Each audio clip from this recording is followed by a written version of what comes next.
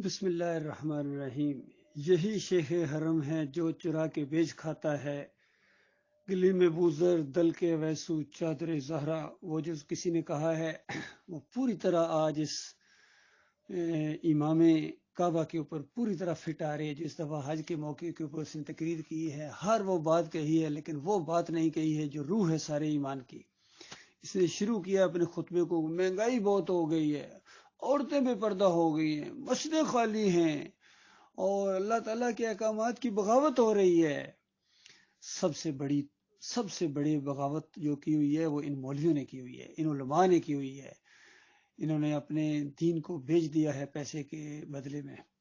درم و دینار کے بدلے میں، روپے کے بدلے میں، اور ڈالرز کے بدلے میں۔ انہوں نے اپنے ایمان اور عقیدے کو بہت بیچ دیا ہے،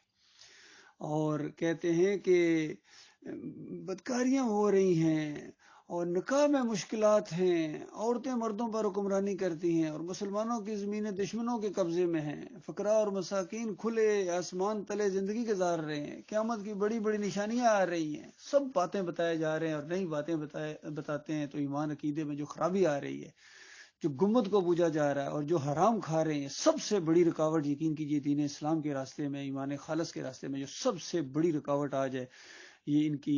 دکانداری ہے، ان مولویوں کی، جو دین کو انہوں نے پیشہ بنایا ہوا ہے، اس پر کھاتے ہیں۔ اور جب کبھی توحید کی آواز، ایمان خالص کی آواز، اصلاح کی آواز اٹھے گی، جس جگہ سے اصلی اصلاح،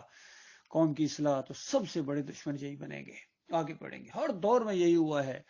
عیسیٰ علیہ السلام کی جو مخالفت کی تھی سب سے بڑی، وہ ان مولویوں نے کی تھی۔ یہ کیس بنا کے گئے تھے اور ابھارا تھا رومیوں کی حکومت کو کہ یہ بغاوت کرتا ہے، باغی ہے، انتشاری ہے۔ اور اس کے بعد نبی صلی اللہ علیہ وآلہ وسلم کی جو مخالفت کی تھی بڑے بڑے یہودیوں کے علماء نے کی تھی، بہت چند ایک دو ایمان کی طرف آئے تھے، باقی عظیم اکثریت کفر و شرک کے اوپر ڈٹ گئی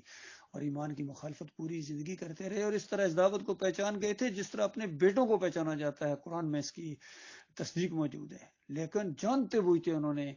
ایمان خالص کی مخالفت کی تھی۔ یہی معاملہ ہے آج کا، کہ کوئی یہ ظالم یہ بات نہیں کہتا ہے، کسی جلسے میں نہیں کہتا ہے، کسی محفل میں نہیں کہتا ہے، کسی کمیٹی کے اندر یہ بات نہیں آتی ہے کہ اللہ کے بندوں کو جو اللہ کے برابر کر دیا گیا ہے، ان کو داتا بنا دیا گیا، دستگیر بنا دیا گیا، مشکل کشا بنا دیا گیا، حاجت روا بنا دیا گیا، اندازہ لگائیے، غوث پیا بنا دیا گیا، مختار کل بنا دیا گیا، اور ان کے واسطے ہیں، وسیلے ہیں، رکوع ہیں، سجدے ہیں، نظر و نیازیں ہیں، ان کے سامنے بچھا جا رہا ہے، اور کہا جا رہا ہے کہ یہ ہمارے اللہ کے ہاں سفارشی ہیں، یہ حضرت کی قبر ہے، وہاں جا کے دعا زیادہ قبول ہوتی ہے۔ اس طرح اللہ تعالیٰ کو یہ بالکل بھول گئے، اور قرآن کو بالکل پس پش ڈال دیا، اور قرآن کے پہلے صفحے کا انکار، اور پھر پورے قرآن کا انکار، اور آخر دم تک انکار ان کی رگوں کا خون بن گیا۔ اور بڑے بڑے علماء، چھوٹے نہیں، چوٹی کے علماء، جن کو مجاہد اسلام اور شیخ الہند، شیخ العرب والعجم کے القاب دیے گئے تھے۔ محمود الحسن صاحب نے جو تفسیر لکھی، شبیر احمد عثمانی نے اس کو پایا تکمیل تک پہنچایا، پہلے صفحے کے اوپر جو توحید کی پہلی کڑاکے کی آیت آئی ہے، ایاک نعبد و ایاک نستعین، اس کی دھجیاں اڑا دی اس ظالم نے، اور کہتا ہے اللہ کے بندوں کو اگر پکارا جائے، مقبول بندوں کو خالص واسطہ ہے رحمت الہی سمجھ کر، تو یہ بھی اللہ ہی کو پکارنا ہے۔ اندازہ لگائیے کتنا بڑا کفر، کتنا بڑا شرک۔ اور یہ عرصہ دراز تک یہ تفسیر سعودی عرب کی طرف سے اور شاہ فہد کی طرف سے امت مسلمہ کو ایک تحفے کے طور پر دی جاتی رہی، بہترین پرنٹنگ کے ساتھ شرک اور کفر کو پیش کیا گیا، پوری دنیا میں پھیل رہا ہے۔ اور حکیم الامت صاحب فرماتے ہیں، حکیم الامت، اس امت کے حکیموں کا یہ حال ہو، کہتے ہیں کہ اللہ کے جو بندے ہیں ان کو نبی کا بندہ کہا جا سکتا ہے۔ اشرف علی تھانوی، اندازہ لگائی، اتنی بڑی پگڑی، اور اس کی کرتوت دیکھو۔ اسی طرح دوسرے حکیم الامت ہیں یہ اقبال صاحب، کہتے ہیں قوت قلب و جگر گردد نبی، از خدا محبوب تر گردد نبی، کہ جگر کی اور قوت بازو بن جاتا ہے، اور مسلمان کی دلیری کا باعث بنتا ہے، اور مسلمان ہوتا ہی کہتا ہے اس وقت جب نبی جو ہے وہ اللہ سے زیادہ پیارا ہو جائے۔ بتائیے کتنا بڑا کفر، کتنا بڑا شرک۔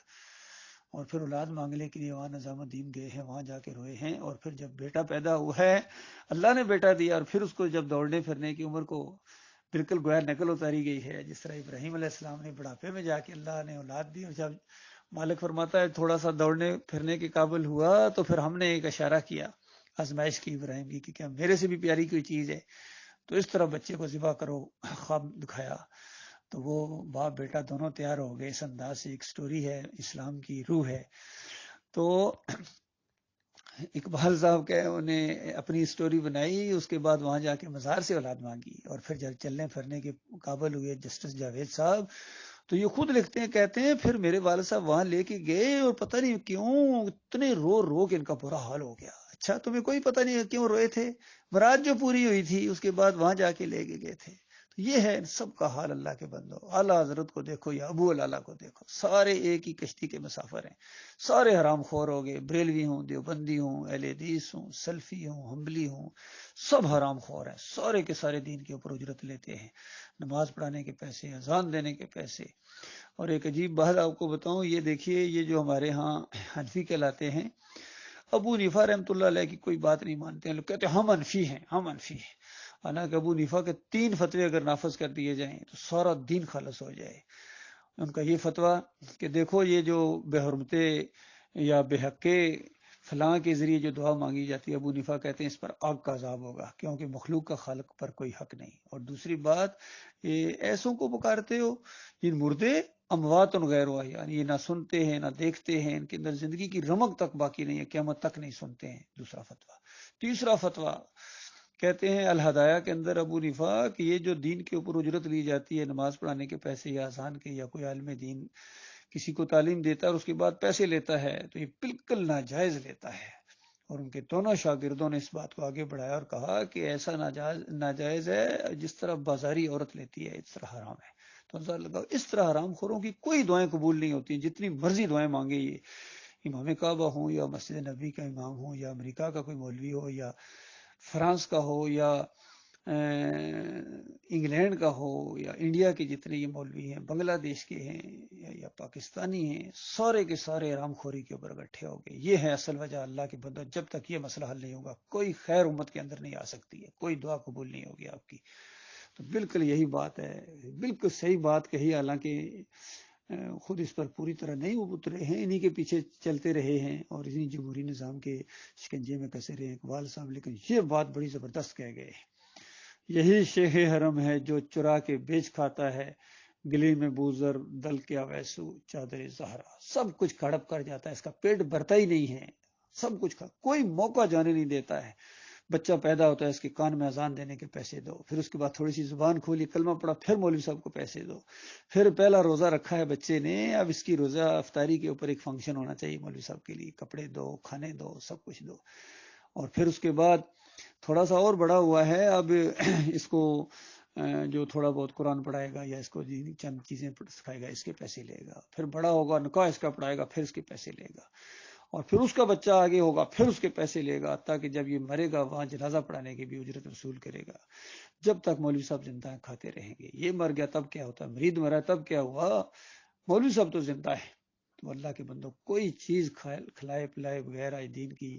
ہوتی نہیں ہے، اس طرح مجبوری اور محتاج، اور ان لوگوں نے دین کو ٹھیکے پر دے دیا، نہ صرف سویلین نے بلکہ ہمارے فوجی بھائیوں نے بھی خطیب کے ہاتھ میں دے دیا سارا دینی معاملہ۔ اب جہاں کے نماز پڑھیں، خطیب صاحب نماز پڑھائیں گے، جنرل صاحب نہیں پڑھائیں گے، خطیب صاحب پڑھائیں گے جی، بریگیڈیئر صاحب نہیں پڑھائیں گے، کرنل صاحب نہیں پڑھائیں گے، کیونکہ یہ ان کی فیلڈ ہی نہیں ہے۔ تو جب تک یہ بات نہیں ہوگی، جو بھی ہمارے یعنی ذمہ دار قسم کے لوگ ہوتے ہیں وہی نماز پڑھائیں، کسی جگہ کوئی اجرتی ملا رکھنے کی کوئی ضرورت نہیں ہے، خطیب کی کوئی ضرورت نہیں ہے، یہاں یہ بالکل ناجائز پوسٹ ہے، یقین کیجئے، اور اسی نے انہوں نے دین کو بگاڑا ہوا ہے۔ اللہ تعالیٰ غور و فکر کرنے کی توفیق عطا فرمائے۔